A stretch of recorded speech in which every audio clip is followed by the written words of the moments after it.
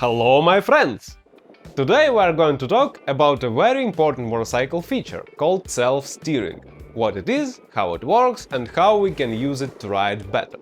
If you learn how to use self-steering properly, I can guarantee your control over your bike will improve so much, you'll be wondering how you ever rode without it. But let's not get ahead of ourselves. We'll take this step by step. First, we'll cover the necessary theory, what's happening and why self-steering exists in the first place.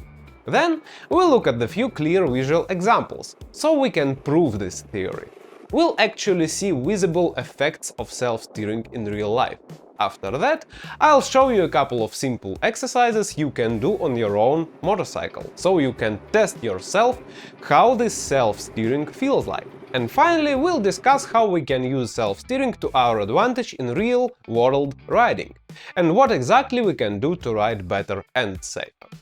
If you've come across this channel for the first time, my name is Andrei Bodrov, and I'm happy to welcome you to the best YouTube channel dedicated to the finer details of motorcycle riding. Here you'll find everything from basic beginner control techniques to advanced riding skills. Feel free to explore the channel, I'm sure you'll find lots of useful info here.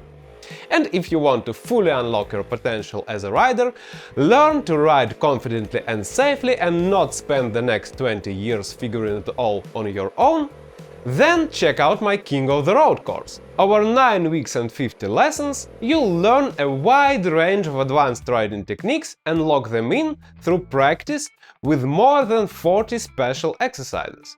Self-steering, which we'll be talking about today, also plays an important role in the course. So, to really understand what we are dealing with, let's start with the theory.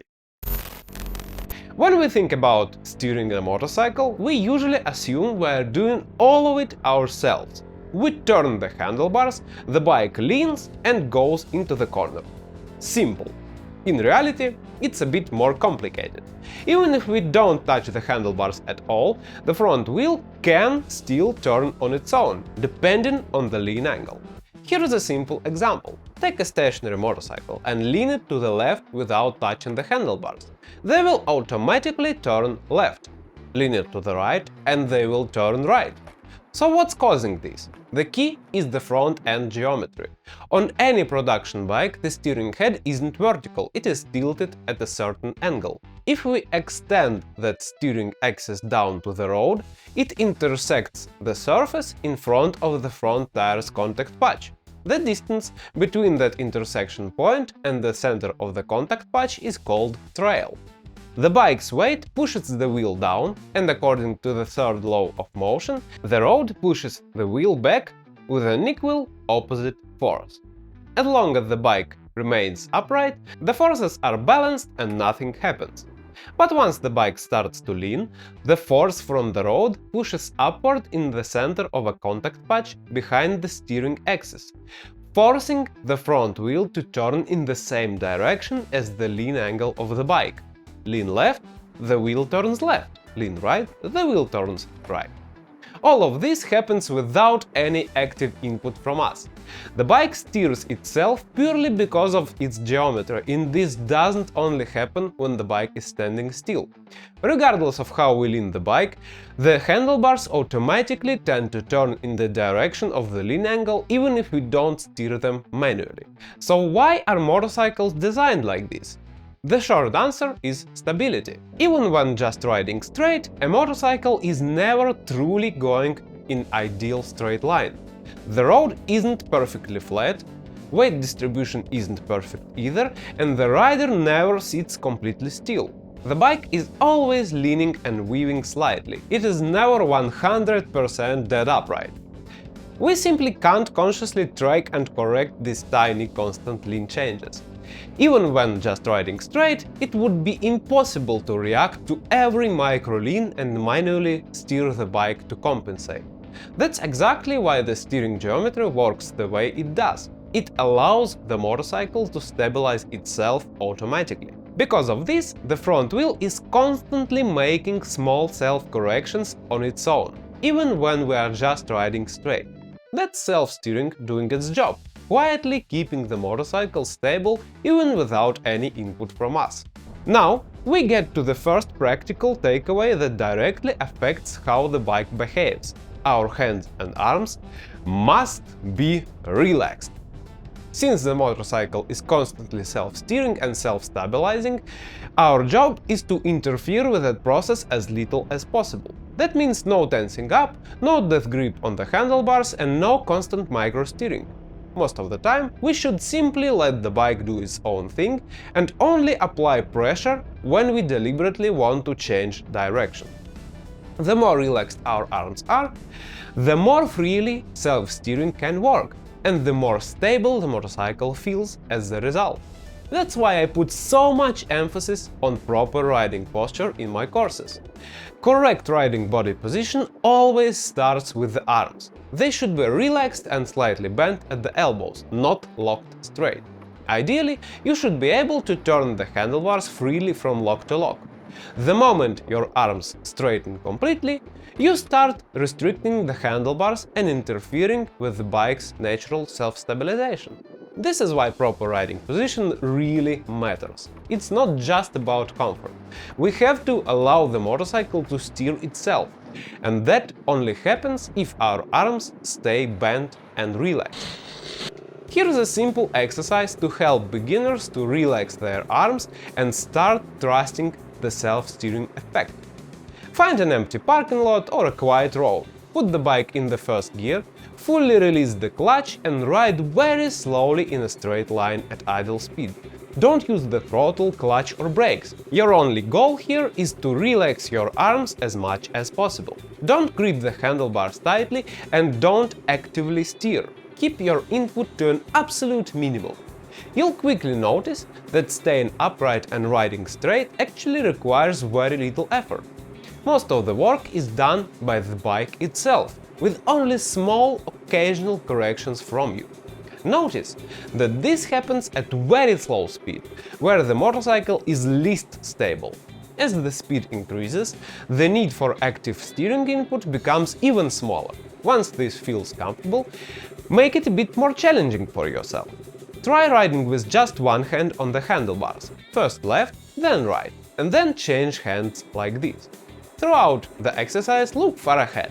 Don't look under the front wheel or at the handlebars. Looking far ahead helps you feel the bike's balance better and feel the handlebars through your hands instead of relying on your vision. Pay attention to your riding posture.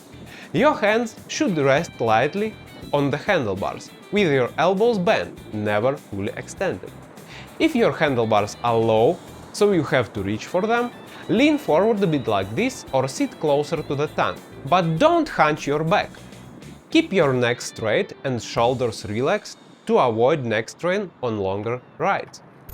Now, before we move on to the next practical exercise, let's take a short break for a sponsor message. As usual, our sponsor is Ultramax Cell, who makes advanced thermal base layers that work extremely well across a wide temperature range, making them ideal for motorcyclists. Their special three-dimensional structure allows the base layer to do two opposite things at the same time, depending on the conditions. In hot weather, when you are wearing ventilated outer gear like a mesh jacket, these honeycomb cells create a much larger evaporation surface. Moisture is drawn away from your body and evaporates faster, cooling becomes more effective, and during the heat you feel much cooler.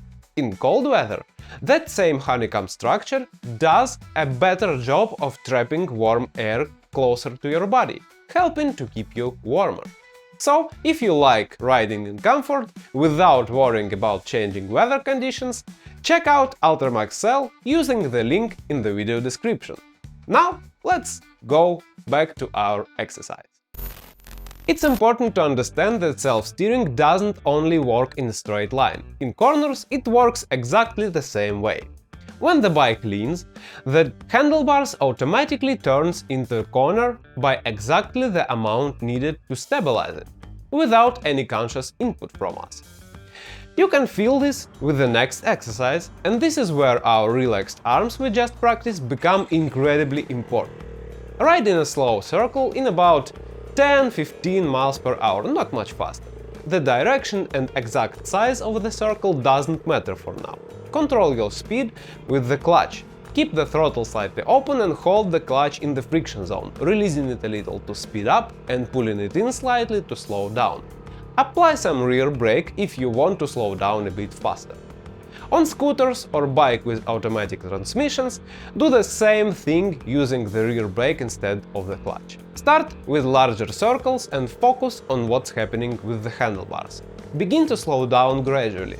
Do it very smoothly and avoid braking sharply. Now the key point.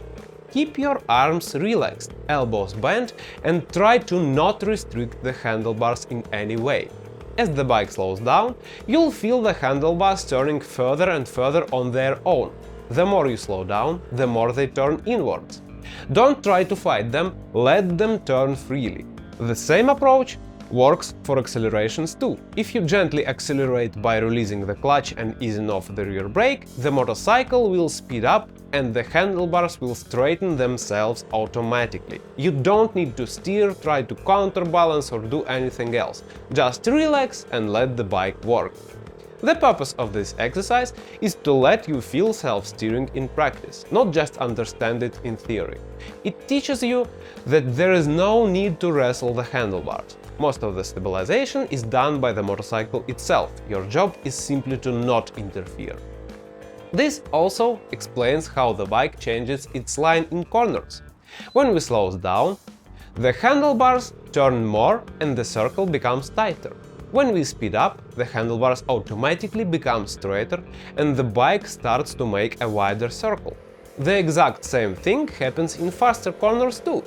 At higher speeds, the handlebars turn less and it's harder to notice, but the principle is exactly the same.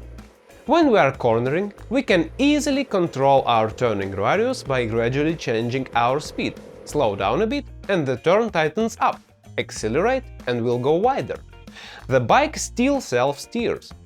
Except now, the handlebars turn only a couple degrees, so it's very difficult to feel, unlike at slow speed, where the handlebars can turn up to a full lock. The only real difference between slow and fast speed in this particular case is that we control our speed using the clutch friction zone when going slow, and we are using our throttle and brakes when we are going faster.